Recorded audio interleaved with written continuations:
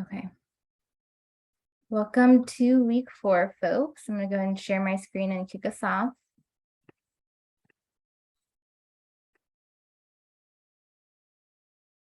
Okay.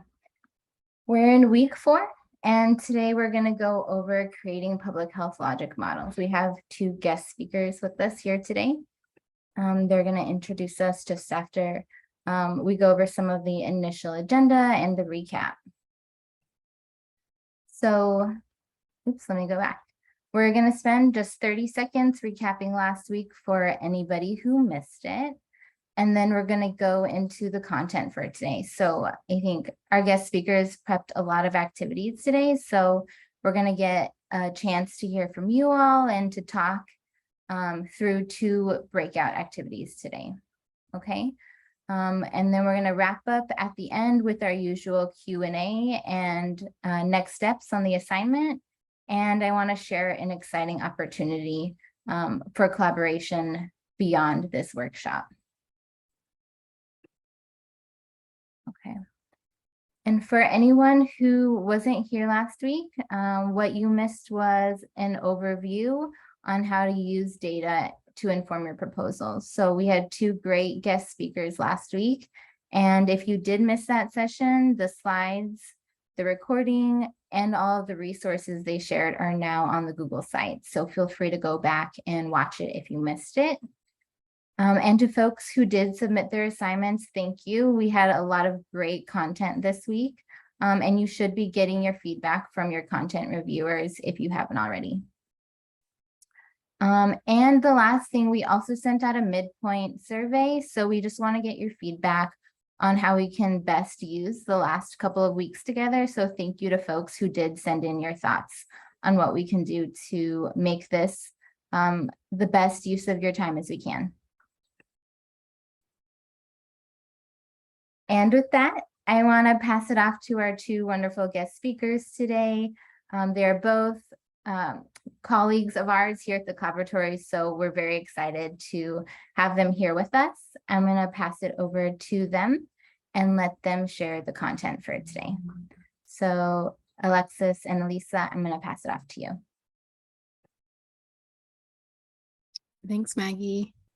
So I think Alisa is going to share our slides. Yes. Yay, it works.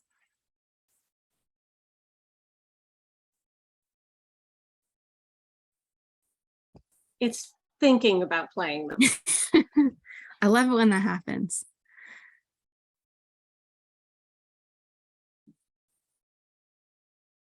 You see just a slide now? Oh, here we go. Perfect. Got it.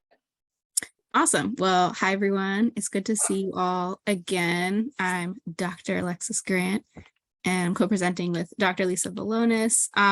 Dr. Velonis, do you want to give a background on your research or just dive into it? Sure. I have been here at UIC for 7 years now. But before I worked in this academic setting, I actually worked in public health departments and nonprofit organizations, doing very much the same kind of work that many of you may be doing. So I have certainly written my share of community grant proposals and was excited to be asked to help out a little bit with this workshop. And for those of you that don't already know me, my area of expertise centers around domestic and family violence prevention work, but I also do a lot of other evaluation work in other areas. Thanks. Dr. Grant.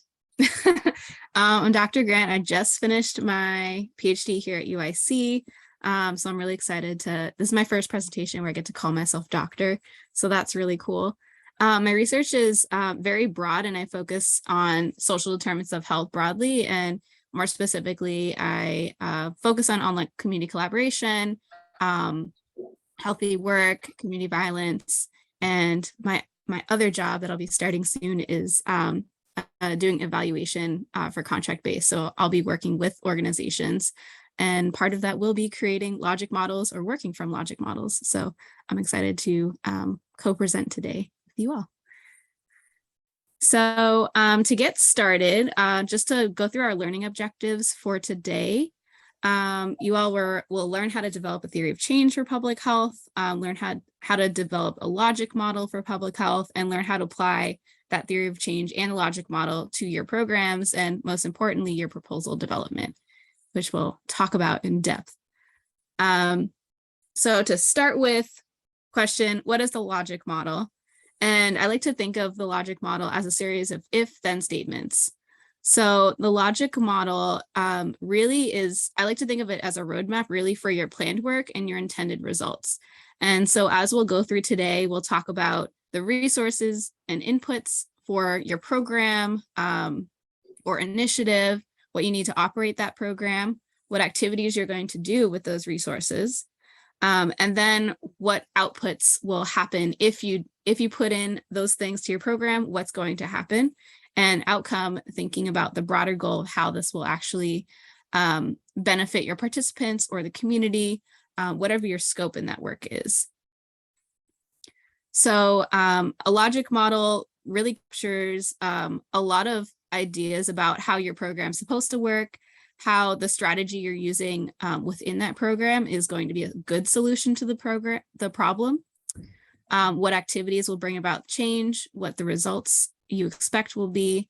And it also serves as a common language or point of reference, which I think is really helpful, especially when you're working with partners, to have a logic model that you can all go back to and all have a kind of point of reference and understanding what is the program, what are we doing with this program, what are we hoping to come out of it. And lastly, it serves as a roadmap because a logic model is kind of linear, as you'll see, in terms of those if-then statements, putting that all together and seeing the big picture and how we get there. And so a logic model can be used in a lot of different ways. In terms of proposal development, we'll be talking more in this planning box, so it can help you in identifying or outlining the strategy for your program, identifying the outcome targets. You can use it in your proposal and use it as a roadmap for specific components of the proposal. And you can also use it to estimate timelines and roles and resources, and really thinking about working backwards of what do we need to put into this program in order to get the result that we want. You can also use logic models in the process of actually implementing programs. So again, thinking about it as a point of reference, it can help you have an inventory of what you have and what you need, kind of using components of the logic model as a sort of checklist. You can use it for management planning. You can use it to look at what ongoing adjustments you might need to make to a program. And it's also really helpful as an orienting document to explain how the program works and what are the roles of the different, all the different stakeholders and the players. And then lastly, and we'll talk about this next week when we talk about evaluation specifically, but logic models are also really helpful for evaluation and helping to think about what questions you want to ask, determine the measurements, identify if and how the program is working and where to ask those questions. And also it helps you tell the story of your program and organize the evidence that you have. So that way you can not only have comprehensive results of what the program looks like, but that's something you can actually use for future proposals as well. So there are two kind of approaches to work on a logic model. You can work forward from the activities and then saying, but why? So if we have 3 staff members that are going to do X, Y, and Z, why is that going to help us do the activities? So you can work forward like that, or you can work backward from the impact and the outcomes you want. So kind of an approach of starting with the end in mind and asking, but how? So we want to reduce childhood obesity. How will we do that? And then you'll come up with the short-term outcomes and keep asking, but how? And eventually you'll get all the way to what are the resources we need to make this program happen. So I am going to back up just a little bit though, because I think that when we think about logic models and we think about grant writing and writing a proposal in particular, we really have to kind of think about what is it that our program or the intervention or whatever it is that we're writing our grant for, what is it supposed to be doing? So whenever you're doing this kind of logic model, you should really be able to clearly describe the intention of the program. And to make things simple today, I'm going to think about this in terms of like a concrete program or intervention. But keep in mind that we could be talking about a policy. We could be talking about other kinds of initiatives, broader scale initiatives. But again, to be rather simplistic for today, we're going to think about it in terms of how do you use this kind of a logic model to plan and describe a program. So to do this, we really need to think about what it is that the program intends to do and why it is we think it's going to work at all. So one of the first things that we teach here in public health, and many of you may have already covered this in another session, I'm not sure, is the social ecological framework. And basically, this is a way to think about health problems and their solutions in a very comprehensive manner. So we know that individual and community health is impacted by a multitude, a lot of factors that exist at multiple levels of this framework. So as individuals, we certainly have beliefs and knowledge and skills that help to determine kind of what we choose to do in our behaviors. Our friends and family have a lot of influence on these things. The organizations that we work in and recreate in are also certainly very influential, as well as the larger social and political environment that we exist in. So if we want to, let's think quickly about something like teen pregnancy, unintended adolescent pregnancy, right? So can people just sort of shout out a few of the things that you know about, the factors that you know about? We might think of them as either risk factors or protective factors, but we don't have to use that language really. But what are some things that are likely to influence the unintended teen pregnancy rate or unintended teen pregnancy happening? Peer pressure. You can either unmute your mics or throw things in the chat. No access to birth control. I'm sorry, I didn't hear that. No access to birth control. Access to reproductive, to contraception and birth control and other reproductive health issues. Lack of sex ed, right? Sex ed, absolutely. Lots of you chimed in on that. So just to save us a little bit of time, now each of these ideas, right, these can be placed in different areas of this framework. So to give you, just sort of to fill in the examples here. So a lot of you talked about sexuality education. Well, on an individual level, we would say that whether or not a young person understands sexuality, understands how pregnancy happens, is a really important factor, as well as an individual level access to contraception. We have a few other things that might be influential there as well. I think we talked about, somebody mentioned peer pressure, so that might fall more in this interpersonal level of issues. But sorry about that. But when we think about something like sexuality education, we can also think about that as being part of, say, an organizational level factor, right? Do the schools that our young people attend, do they have sexuality education or comprehensive sexuality education as part of the curriculum? Is it part of the school district policies or state level policies to teach sexuality education?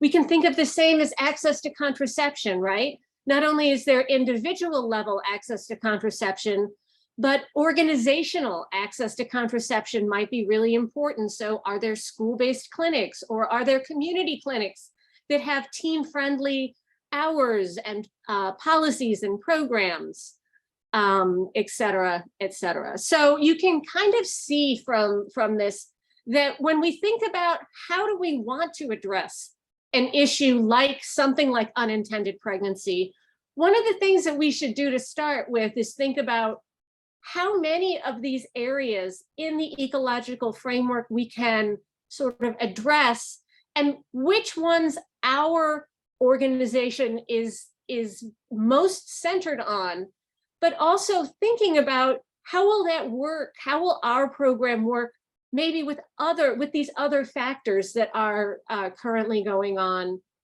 in the same community? So again, that's sort of like as you're thinking about writing a grant and you're thinking about trying to understand how your program works or developing a program, these are all things that you want to keep in mind. So another thing that we want to think about is where in that problem, where within that do we want to intervene?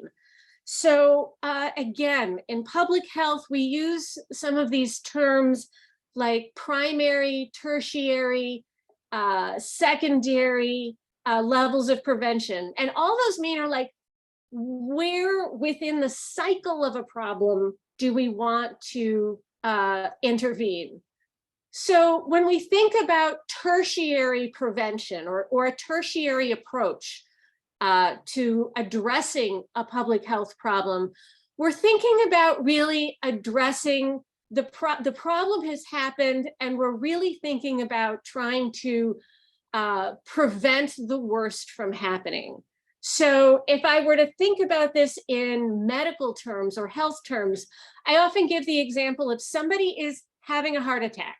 They come into the emergency department, and the doctors and nurses and technicians make sure they don't die. But it is a tertiary kind of intervention. Now, there's also secondary kinds of prevention. And that would be akin to saying, we're trying to intervene early. There is a problem, but it's not life-threatening yet, or it isn't as bad as it could be. So we're going to think about how do we prevent something? How do we prevent it from getting worse? So if we were to think about that heart disease model again, secondary intervention would be things like making sure that when blood pressure is high, that when somebody goes into their physician's office and their blood pressure is high, that person knows and is able to and does things like cutting out salt, exercising more, trying to take measures to reduce their blood pressure. They don't yet have a diagnosis of heart disease, and they're not dying from a heart attack. But we know that those factors that contribute to that are present. And we can think about that across other kinds of interventions as well, whether we're thinking about community violence, youth violence, whether we're thinking about obesity prevention or whatever. And finally, there's primary prevention. And I'm sure that you've heard this term before. And this basically means like, we're going to try to prevent anything bad from happening at all. We're going to really try and prevent the worst from happening. So primary prevention efforts, kind of again, going back to the heart disease model, are akin to having a good diet, exercising regularly, doing all of those things that we know will contribute to a healthy lifestyle that can help to prevent somebody from having high blood pressure or having high cholesterol, which can then prevent the heart attack from happening. So you want to begin to think about, like, where does my program rest? Does my program try to address different levels of the socio-ecological framework, or does it really focus on one? And am I really focused on directly providing housing to individuals so that they are not unhoused and whatnot, or is my program really focused on how do we prevent evictions from happening? So those are different levels of prevention. And keeping those in mind can help you as we go through the process of really thinking about how it is that our public health programs work, so that we can then use a logic model to describe that to our funders. Before we go any further, I do want to give a quick pitch, because as a public health professional, I would be remiss if I didn't remind people that there are a lot of evidence-based models out there. And so the organization that you work for, or you yourself, may decide that you want to base your program on an evidence-based model that already exists. I would always suggest starting with this, and things like the website that I have up here, which is part of the Department of Health and Human Services. It's their community guide. They have a lot of options in terms of evidence-based models. So if we were thinking about teen pregnancy prevention, if that's something that we were focused on in our program, I might come to this guide, and I might look to see, okay, what do we know about programs that have been shown to work? What do they look like? What do I need to know about them? Here on this other page, you can see that there's a list of different programs that have been reviewed and looked at.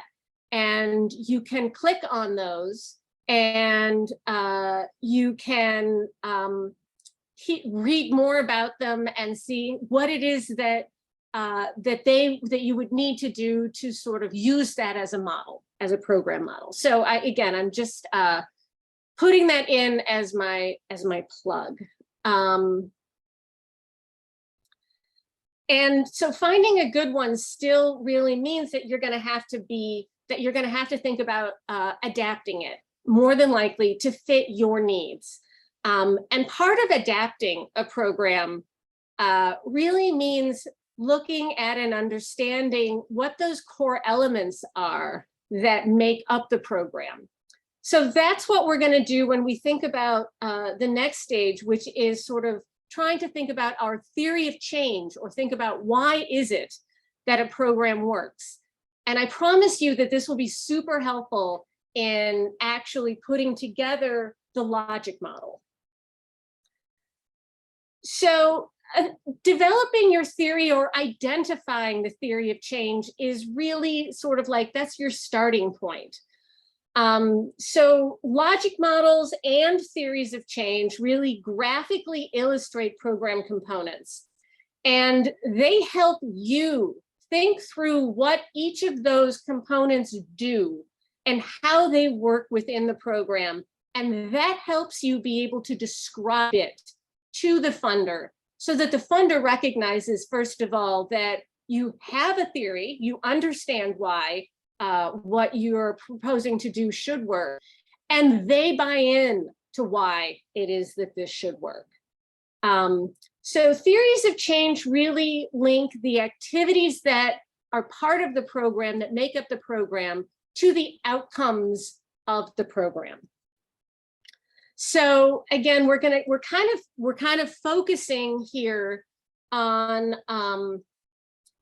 sort of telling the story of how the program works. So we might start with a series. Programs all are sort of made up of a series of activities, right? And then those activities, we do those activities not just because we think they're fun, but we do those activities because we think that something will change, something will happen within the program participants that will lead to the outcome that we want to see. And sometimes we have an activity that leads to an outcome. We might then have another activity that builds on that outcome and leads to yet another outcome. And sometimes once you reach one outcome, that something else gets triggered in somebody that leads to a larger outcome. Now, sometimes we call those things like that, what happens to people, we call that a mechanism, but I'm not gonna like focus on that and that language now. But what I want you to think about is like, what is it that happens when we do an activity that changes in somebody or within our participants or within the community that we're working in that leads to the outcomes that we think are supposed to happen? So, and this is kind of complicated, and it can be complex, but it's also a really good exercise to do to kind of get yourself thinking about this idea of the programs that we run being complex systems. And so like anything, they have multiple parts. So I'm going to take this idea of, and as an example, I'm going to give you a strategy, which might be providing comprehensive sexuality education to all 8th graders within a school. So now even this is a strategy, and we sometimes call this the program. But one of the things, but this program of comprehensive sexuality education really has multiple activities that go in with it, right? So one activity might be classroom education, where teens are taught the information that they need in order to be sexually healthy adults. So they learn, we make sure that they have received information about how their bodies work, about how other people's bodies work, about how pregnancy happens, and what kinds of things they can do if they choose to be sexually active to avoid pregnancy or avoid STDs. So that's one activity, is this like educational teaching component. But there's another that can just be done didactically, right? But there's another activity that also goes into this strategy, and that's helping to build skills that young people need. So that's sort of, I mean, sometimes it's interwoven with teaching, but really it's a separate activity because that accomplishes a couple of different things. That really builds, that really helps teens to practice maybe what they need to do to be able to talk to the person that they are dating or not dating. I know that that's a dated term now, but the person that they happen to be engaging with. They may need skills to feel comfortable going to access a clinic to get reproductive health services. They may need skills to help talk to parents about what's going on in their lives. Whatever those skills are, they're really, we want them to build them and practice them. Now, yet a third activity that may be part of this comprehensive sexuality education program is setting expectations or community level expectations about like, what does being a responsible adult mean in our community, in our faith community, in our neighborhood community, in our family community. But it's really conveying that expectation that exists. So these are 3 separate activities, and they may require 3 different approaches to doing them. Now, these 3 activities also may lead to different, may do different things within the teens who are part of that group, right? So giving teens information to be sexually healthy adults, hopefully that will help teens to gain confidence in the knowledge that they have, that they'll feel like they actually know how to stay healthy. The knowledge combined with skills may help teens to feel like they are able to negotiate sexual behavior when the time comes.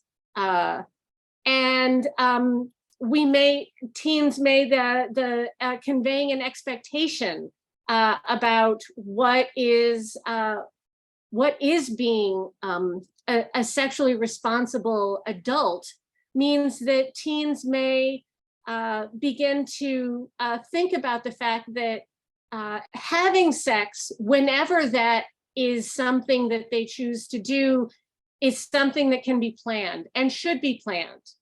That it's not okay to just go with the flow or assume that that's what you're going to do, but that planning it is really part of that expectation. And again, they have the skills to be able to do that. They have the information they need to know how to do that. So these round ovals are really kind of that idea of what changes within teens or why we offer those activities. If those things happen within young people in our program, then the outcomes that we would link to those are things like acting on knowledge and engaging in less risky behaviors. The outcome might be teens talking to their partners, teens actually able to acquire and use birth control and condoms effectively. It may mean teens feeling confident enough to go to a health clinic for contraceptive services. So these are really the outcomes that we hope that this strategy that has these activities in it lead to. Does this make sense to folks? I've been talking a lot, but. Yes.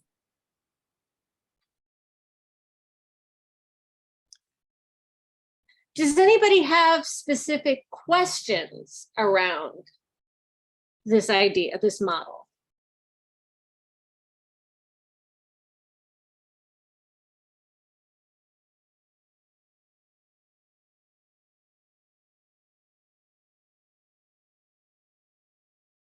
Okay.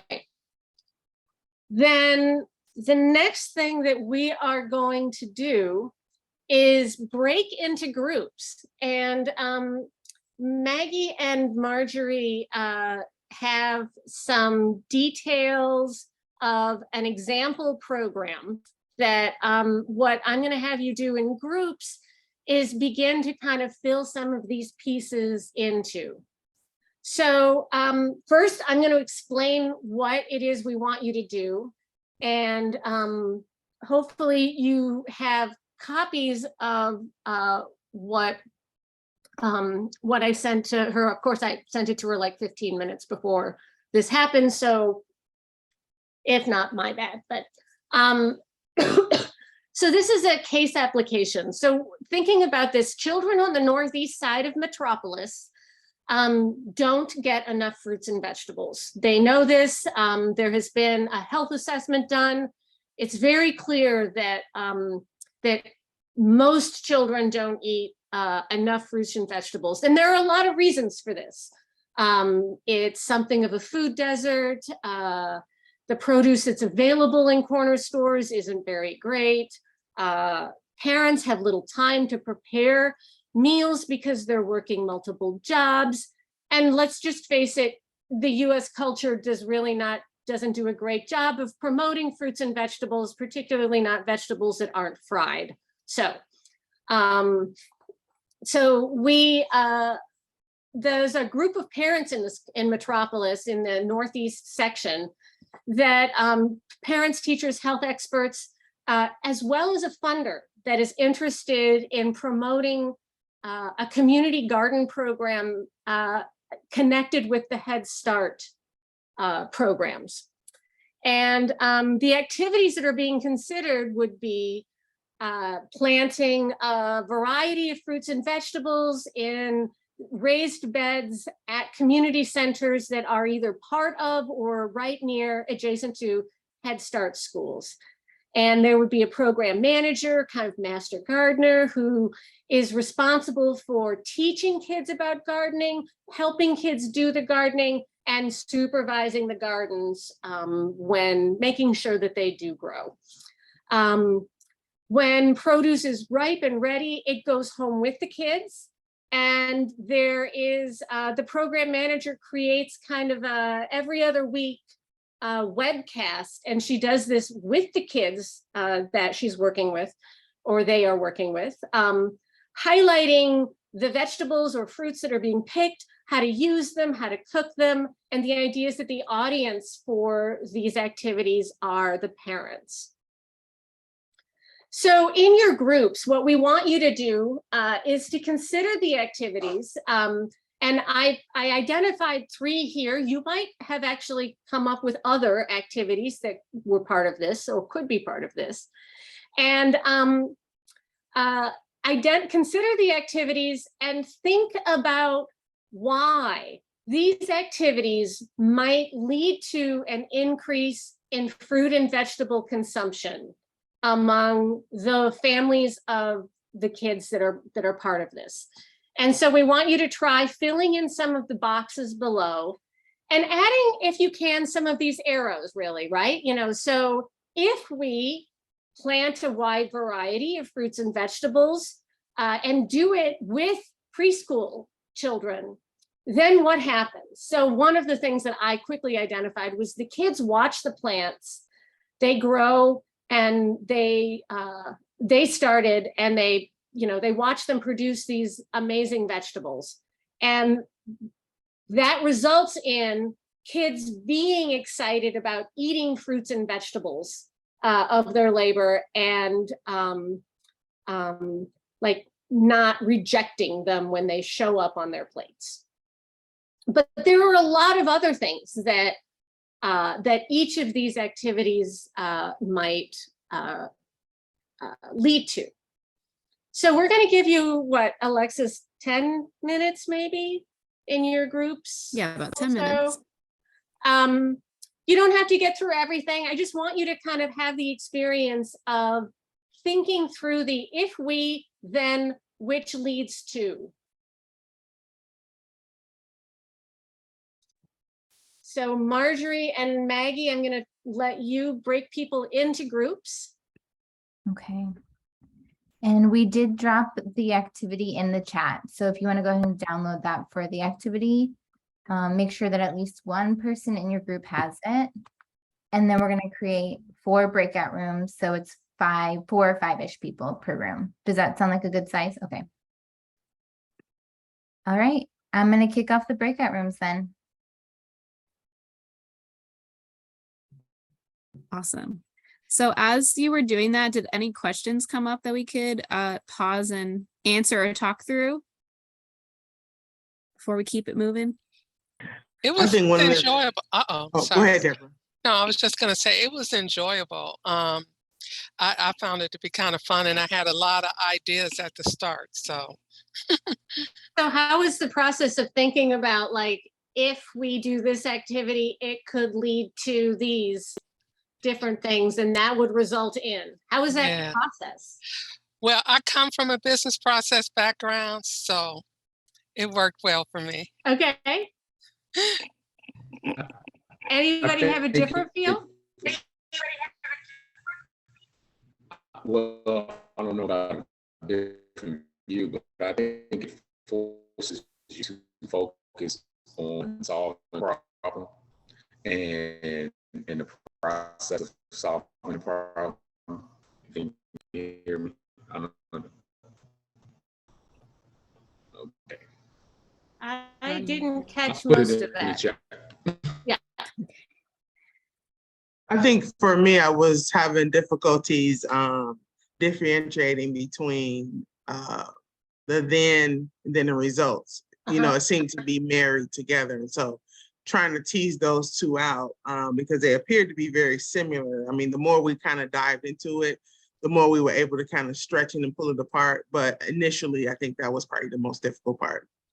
I totally agree with you. And the more complicated and complex the program that you're talking about is, the more difficult it can be to tease those apart.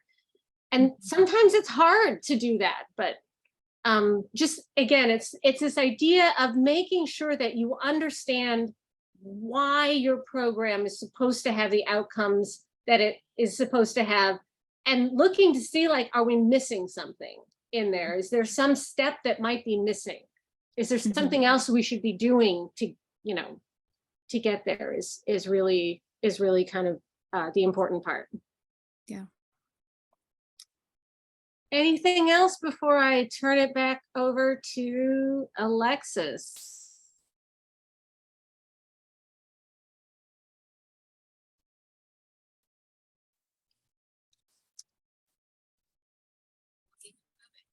Questions come up, feel free to drop it in the chat.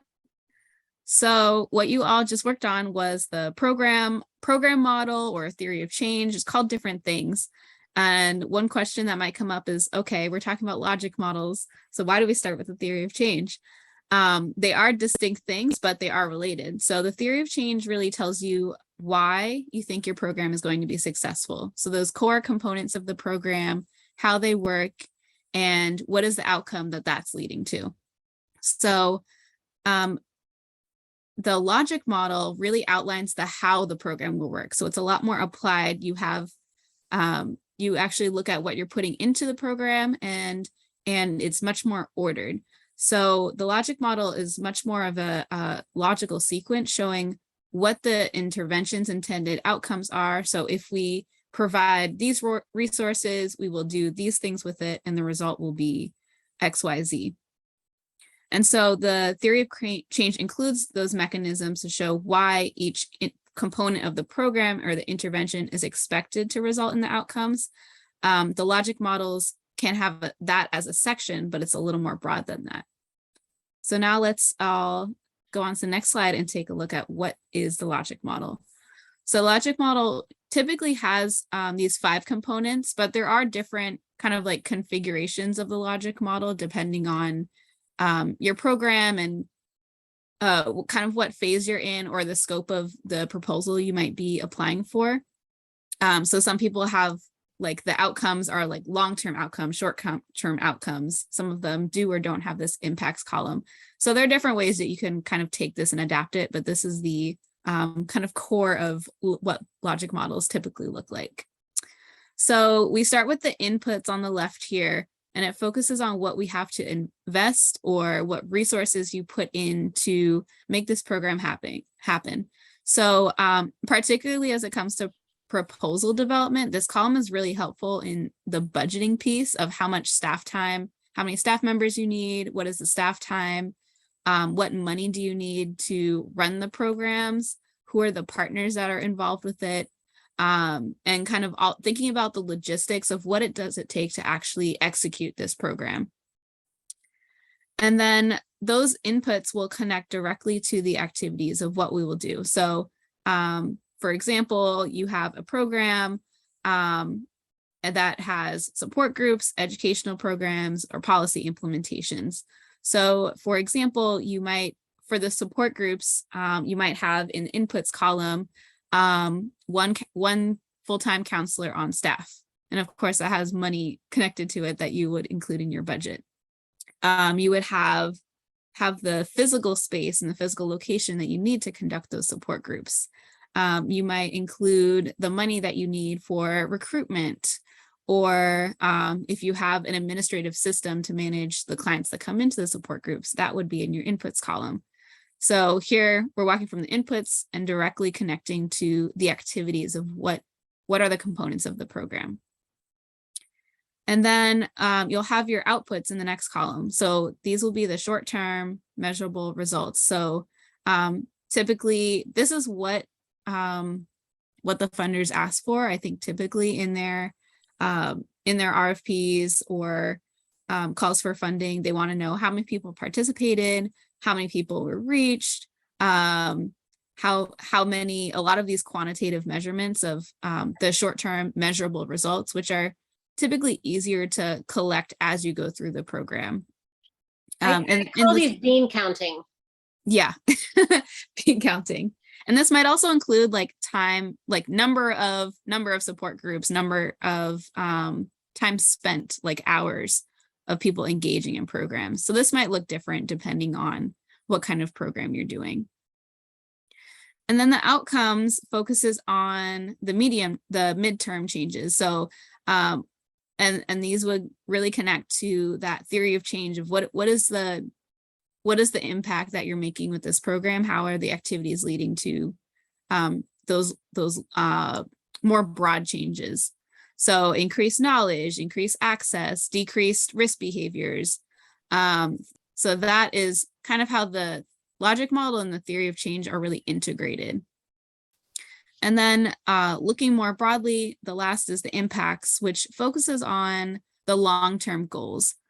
So for public health, typically we think of, or we connect this to the broader data that we might have of a decreased teen births or decreased unnecessary emergency department visits. And with these impacts, it's really helpful to have actual numbers. So like decreased teen births from X% to Y%. So that is a goal that you can actually go back and measure once the program is over or at some certain time point that you define. And Dr. Velonis said in the chat, we can see the struggle with consistent language, even in our own presentation.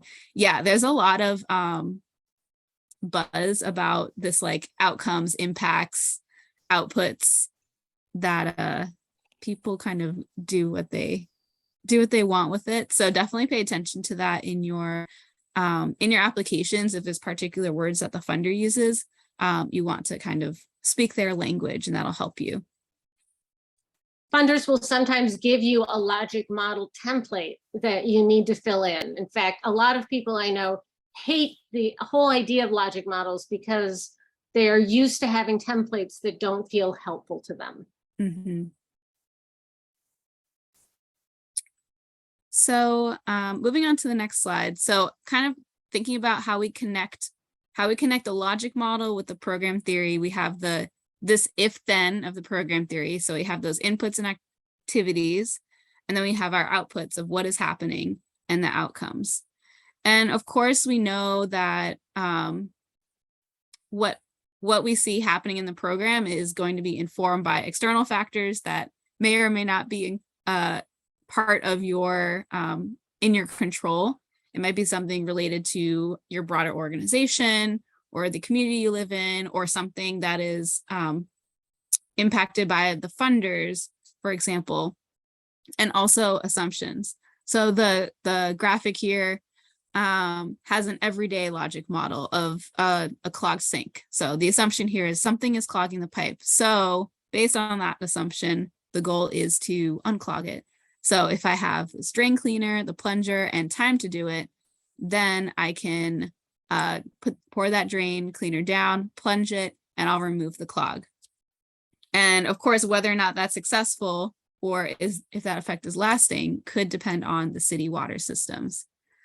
So this is a really simplified model of something that hopefully not everyone has done super recently or super often, but it's really helpful in thinking about the assumptions and external factors that inform our logic models, the way we think about our programs, and also the way we might think about what the outcomes actually mean in reality.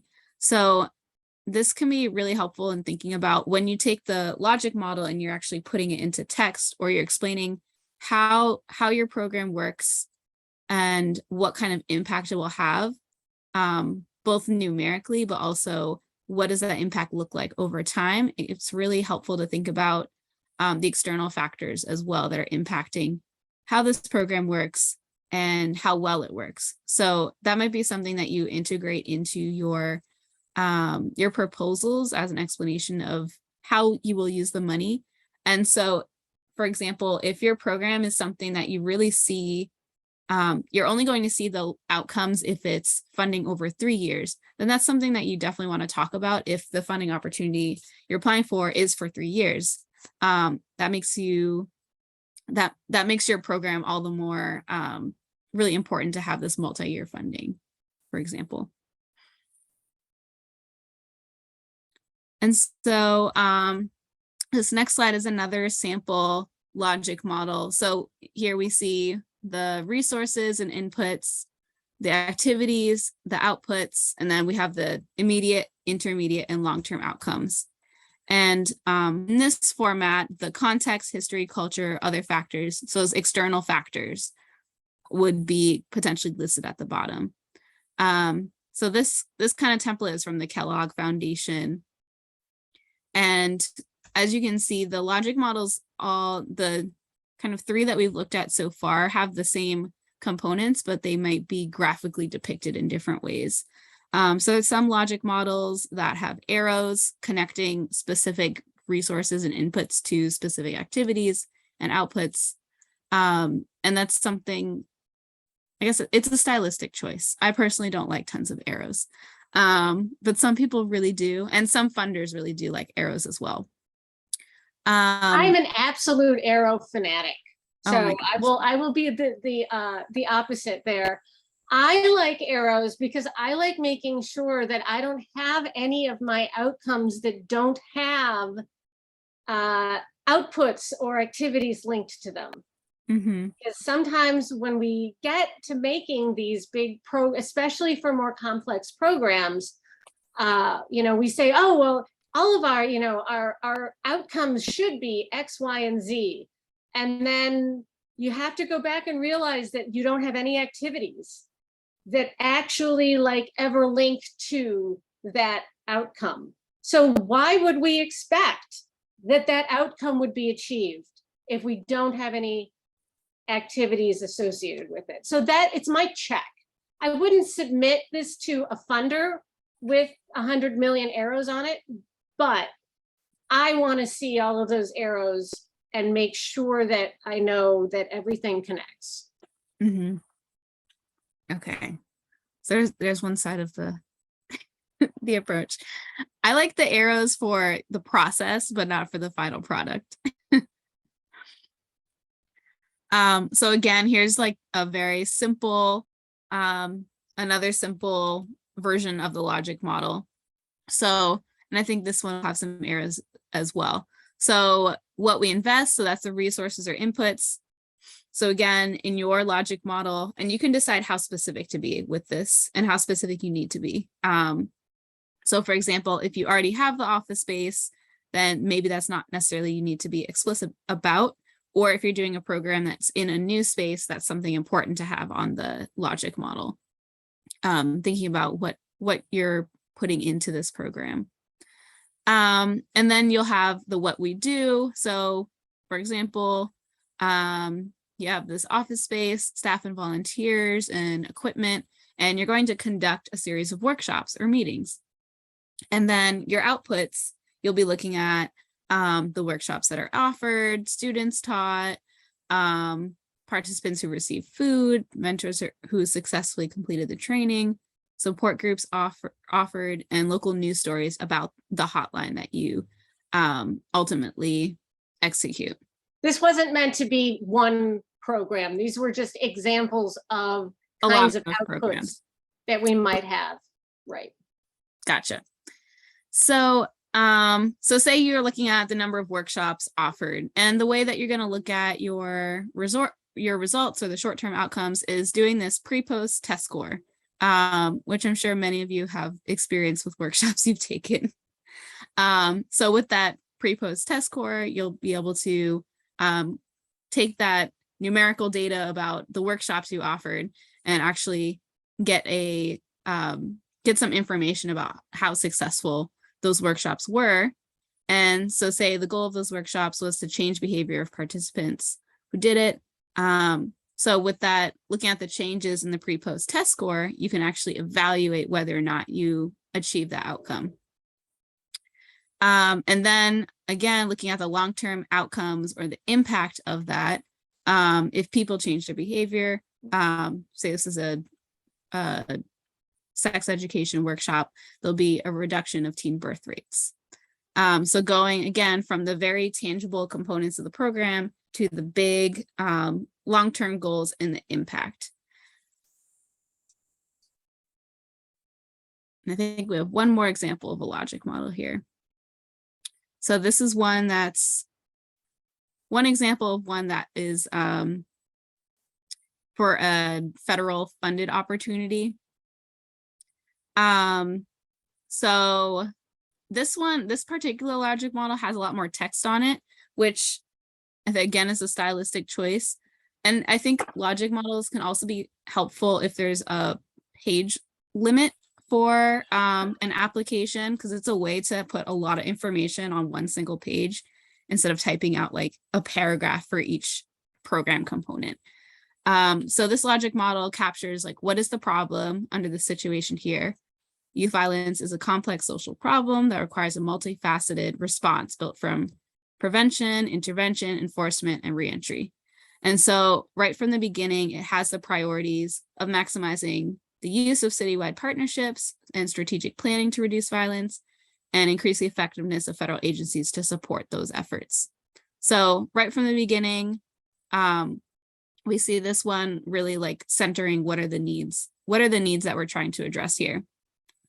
And so within that, we see the assumptions stated here that multidisciplinary partnerships using data-driven strategies and evidence-based programs demonstrate the ability to effectively reduce youth violence. So that provides a kind of justification of why the priority is to increase partnerships. And then multiple city networks provide opportunities for peer-to-peer information sharing that can increase use of effective approaches. So again, these assumptions are informing why we're doing what we're doing for this particular program. So a lot of times, depending on the funding opportunity, they may or may not tell you exactly what you want. They want you to do to solve the problem. So say that the federal inputs, so this federal program is doing engagement, they're coordinating agencies, and they have support for a multi-city forum in Washington, D.C. So within this logic model, we have the funder, the federal partner, as well as what's happening on the local level with those partners. And so this particular one has activities and outputs at both of those levels to distinguish what's happening at the federal and the local level.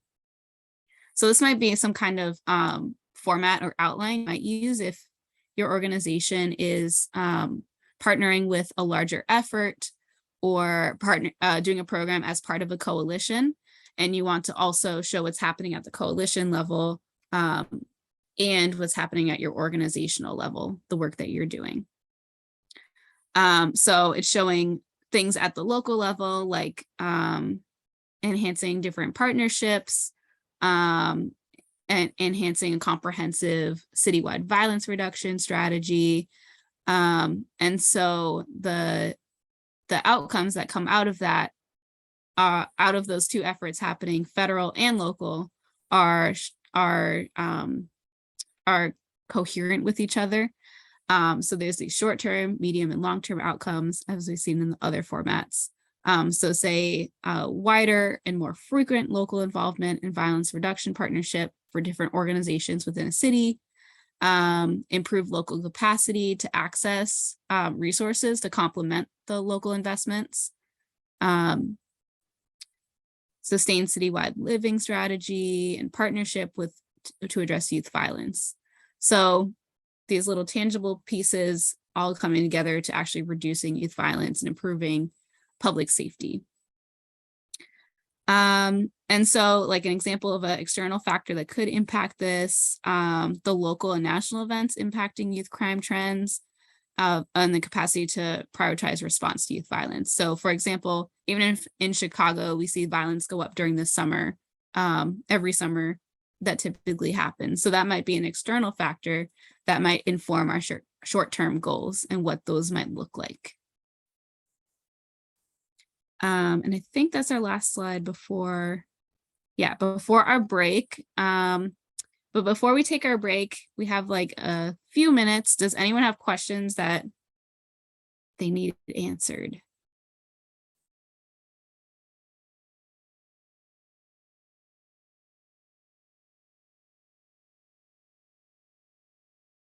How many people have played with logic models before?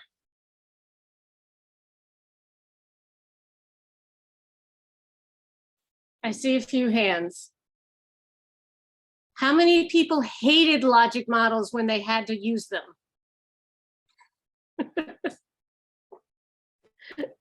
I wouldn't say I hated them because it brought everything together, but I did think it was a little bit just tedious, a bit time consuming because the rest of the grants, you know, you kind of have to repeat the same thing. Yeah. Yeah, and the logic models should be, I mean, I think that I like what Alexis said about logic models being short, because the rest of your grant proposal should be telling the story that you have very quickly summarized in your logic model. Goody, did you have your hand up to say something? No, just that I dislike logic models, but I appreciate you guys making it more comprehensive for me right now.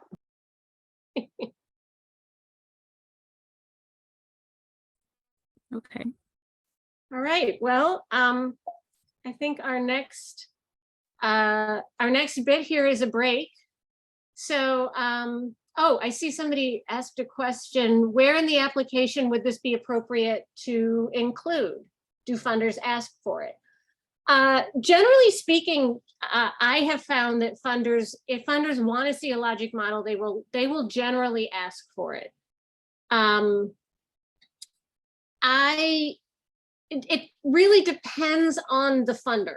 I mean, I guess the best thing to do is to say that if you're writing a proposal where you're addressing very specific questions that a funder has that are and they do not want a logic model, then unless they say, please submit anything else that you think might be helpful in letting us understand your program, I probably wouldn't put it in.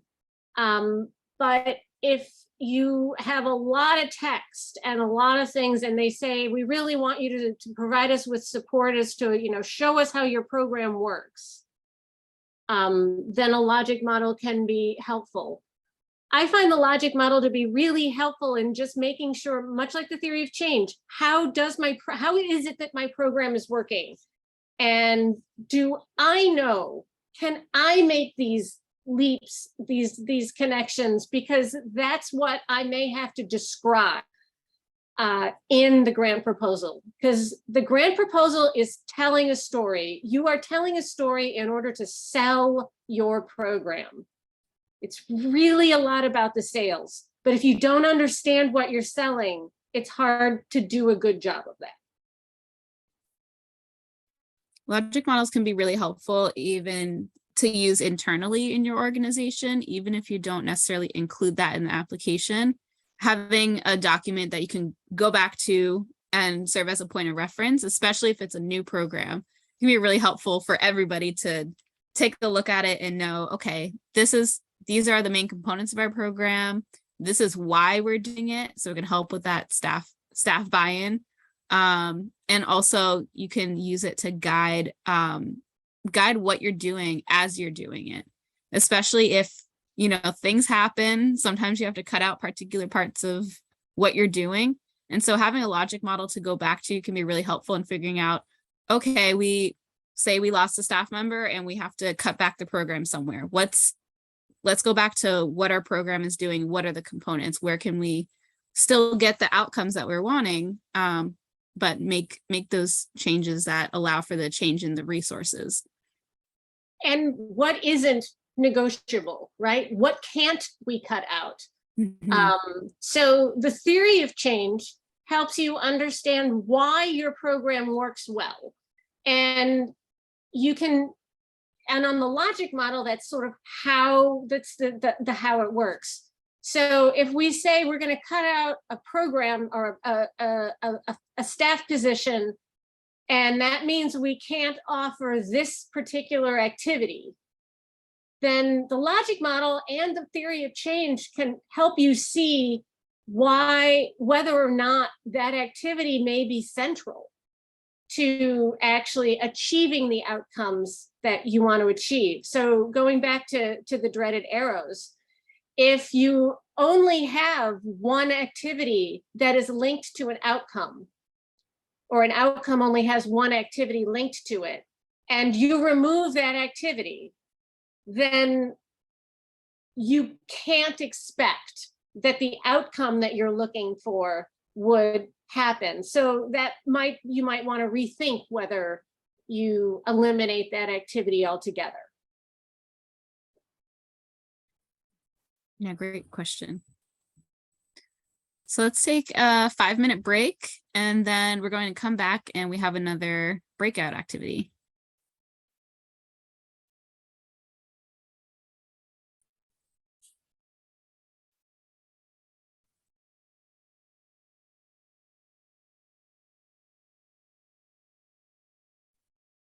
Dr. Velonis, do you want to introduce the activity?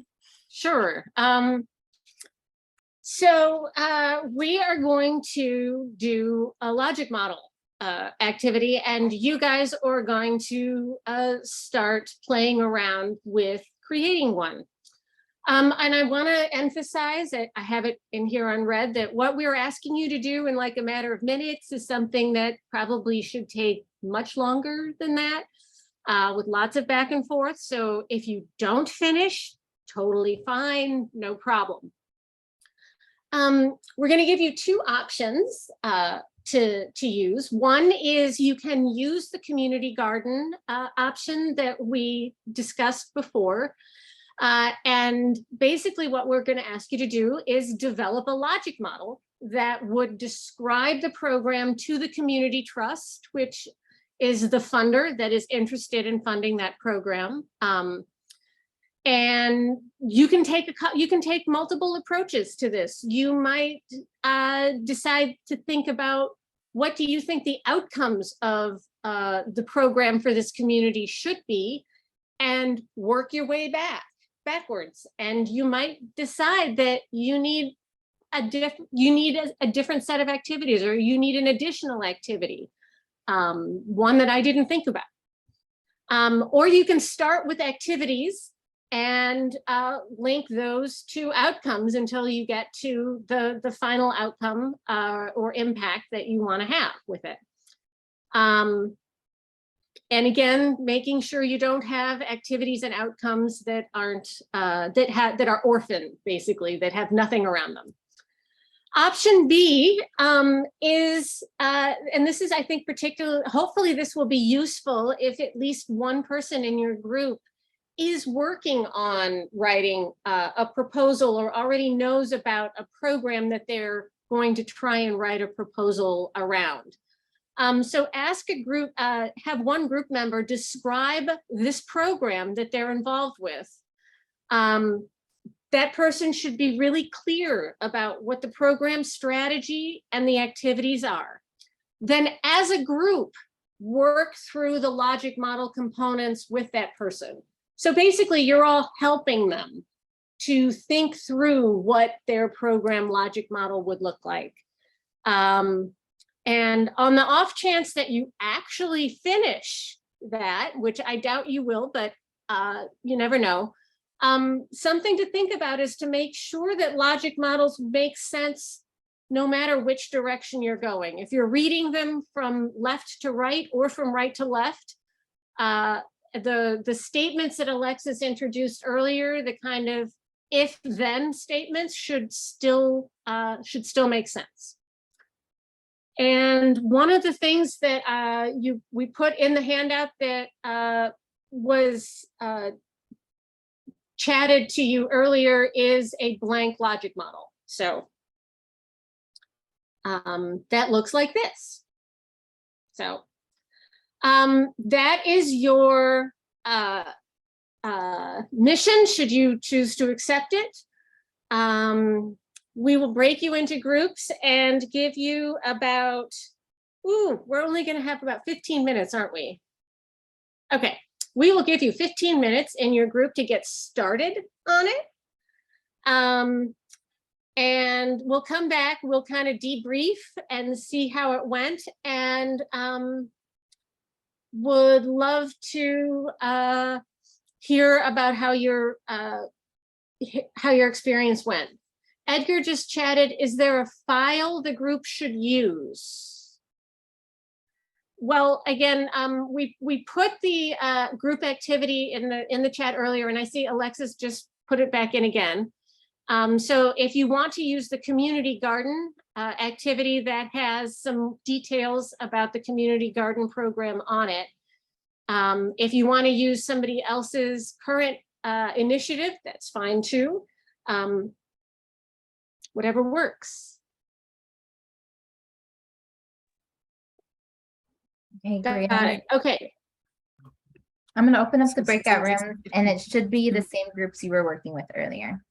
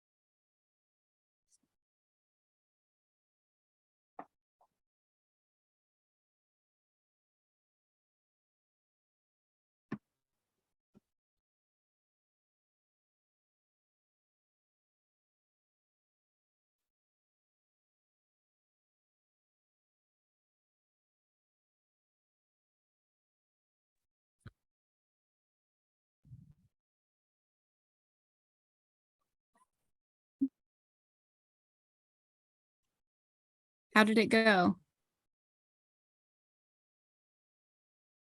Great exercise. Great. Group 2 had a lot of fun doing it. So did anybody who did the community garden example? Did you guys, or did anybody do their own? We did our own in our group. So tell me about it. How was it? It was a great experience. I think we spent a lot of time just kind of talking through what the logic plan or logic model would look like for the particular organization that brought their idea forth. We also learned that it was best for us, well, a lot of people in our group, to think backwards, think about what's the big picture, what's the mission, vision, what's the goal, and then think backwards in terms of how then do we make those steps towards the big goal. Versus creating like a bunch of steps to get to a goal, it was easier for us to kind of think backwards. So that was a very good opportunity for us to kind of talk through it a little bit more. Katie? Yeah, thanks, Eugenia, because I was thinking about that same, kind of thread of our conversation about which direction do you write the logic model. And I had this idea, but maybe I don't know, probably this has been thought before, but I feel like for my brain, I realized, I think if it's like an existing program that you have that's like trying to get funded, probably then it would feel more natural to go from the activities to the goals, because you probably already have those activities, but maybe your outcomes, like you've kind of forgotten what you want them to be. But if you have a new program, then maybe it makes more sense to ask for the funding, like, and writing the logic model from the outcomes to like, okay, what do we actually have to do? That's just something that occurred to me. I end up often finding it a very iterative process. So I might start going one direction, and then it could just be my warped brain. I then end up going, oh, but this outcome over here, where does that go? And I end up going back. And eventually you kind of get it. And yeah, but I agree. I like starting backwards. Yeah, and logic models can be revised as you go.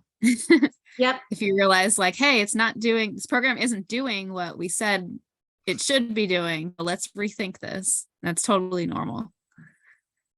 And logic models are super helpful, and we'll get into this next week when you do evaluations, right? Because now suddenly you've got a list, you know what you're looking for, right? You are looking to show those outputs and outcomes.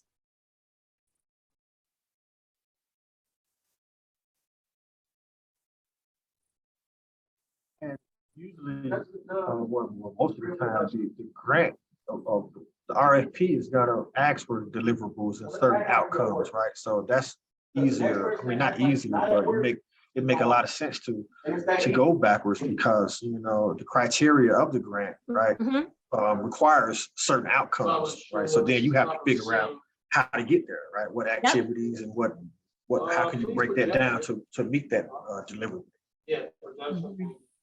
Exactly. Yeah, sometimes it can be helpful for crosswalking different components of what's being asked of you versus the things that you in your organization are adding in and making sure that it all makes sense together. And you got to have the capacity, right? Because you might have the spirit and the heart to do the work, but then once you realize all the steps that's needed, you might say, hey, well, maybe this is not for us because we first need to build capacity before we can offer all these activities. You might also realize that what your outcomes are, that what you think your outcomes are and what your program is aren't always compatible. I remember working with a group that was, again, teen pregnancy prevention work. They had an outcome. They thought that their program, which was like a 10-week sexuality education program, they wanted to see that actually like impact teen graduation rates. And we kind of worked both directions, and they realized, there are a lot of other things that have to happen in order for like graduation rates to be improved. And they probably aren't, this one program may be part of something that could help with that, but it's not going to go directly there. Yeah, I could think of a mentoring program I was involved in, and there were 5 interventions that led to increase graduation, decrease activity with discipline measures and all that. So we had 3 objectives, but 5 interventions to meet those objectives, right? Workforce development, educational development, preparing them for college and having those conversations. It was socio-emotional learning. So it may be bigger than what you originally think the need is, as you were saying. And we had to give 40 hours worth of intervention in the 35 hours that we had with them. So we had to get creative and say, okay, well, this is going to be college prep and workforce development during this hour, and report that up. And they said that was okay, but we racked our brain like, it's not this many hours in a day to provide all these interventions. So, but reporting it out, they allowed us to report something as more than one category, so to speak. That was something.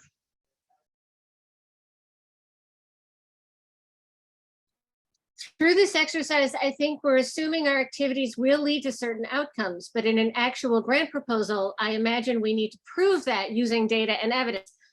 Whenever possible, that is absolutely true. That is 100% true. That's one of the reasons that we often recommend you look for programs that have already been evaluated and shown to be successful. And you can then link what you're doing and say, so in these other examples of communities that look like ours, they saw that this same intervention led to an increase or a decrease or whatever the outcome that you're looking for. So that is one way that really helps to solidify that. If you don't have that, or if you've made so many adaptations to the program that it no longer looks like what the original program was, the fidelity isn't there, then you may have to go to, again, your theory of change and to say, and to really argue that we know that, that if we do X, that this will change for Y. We've seen that happen in programs, and if Y changes, we know that that contributes to this outcome happening. So that becomes more complicated, but it certainly can be done. And if you don't have a theory, if you can't show sort of any kind of then you have to question to yourself if it's a program that you want to continue to invest your limited resources and even more limited time in. It's one of those, it's hard to say that, but it is sometimes the case. We don't want to do things that aren't going to be effective. In the example I referenced earlier, we definitely had evidence-based model that was our guide, and it was a model out of Baltimore that dealt with a population. It was Eisenhower Foundation, and they had done this over a year. So we just borrowed their strategies and interventions and applied it to our program, and it was like, okay, go for it. And in your grant proposal, that's how you sold that program in many respects, right? Because again, you're selling it using the evidence. With that, I think we're at time. So I'll turn it to you, Maggie. Thanks, Alexis. Thanks, Lisa. Can we give our guests for today some love? Let's give them a round of applause, send them some emojis. And I'm excited to say that they will be back here next week for our module on evaluation. And since we're at time, I'll just wrap this up. No, we're not quite done, luckily for us. And with that, I'm just gonna also share that the assignment is now posted on the website. It's just more practice with logic models and theories of change. And I also just wanted to spotlight that there is an opportunity going around. I sent it to everyone via email to work with a class and with some grad students this fall. So if folks are interested in partnering with a class to write a grant proposal, reach out to me and I can give you more information and we'll see if it's a good match. So thank you, everyone. Thanks for a great conversation this week, and we will see folks next week. Take care.